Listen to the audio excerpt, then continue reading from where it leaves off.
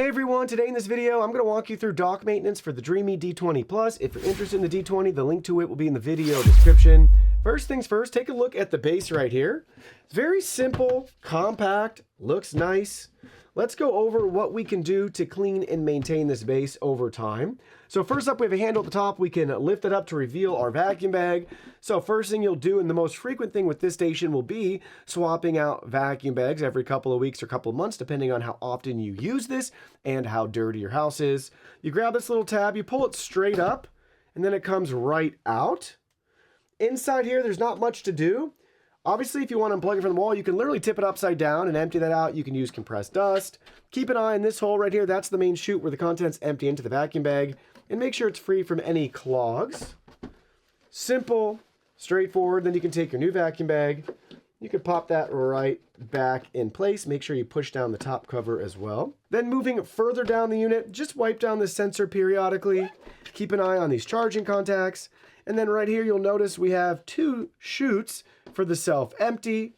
You can put your finger to make sure visually and physically, if you feel any debris or buildup in there, go ahead and remove that.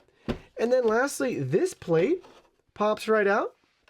So if you ever need to wash or rinse that out, you can. And speaking of those chutes there, Dreame makes it super simple on the backside. See my finger? You can see it up through there, right there. This is where the contents, so basically air gets forced through this one, and the contents get sucked up into this one, into the vacuum bag. So you can visually see in here if you have any clogs, and it's just a Phillips head screws. So you can grab a Phillips head screwdriver to remove, what is that, 7, 8 of them, those 8 screws very easily to get in there if you have any clogs or like in my house, kids' toys.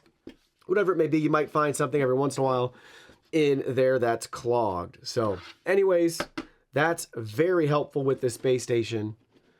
And on the back side, nothing to it here. You got your plug, you're on and off switch, so nothing really to clean or maintain there, or even along the sides. It's just knowing where this is and to visually inspect that if you notice any issues, swapping out your vacuum bag, and wiping down a couple of sensors and contacts.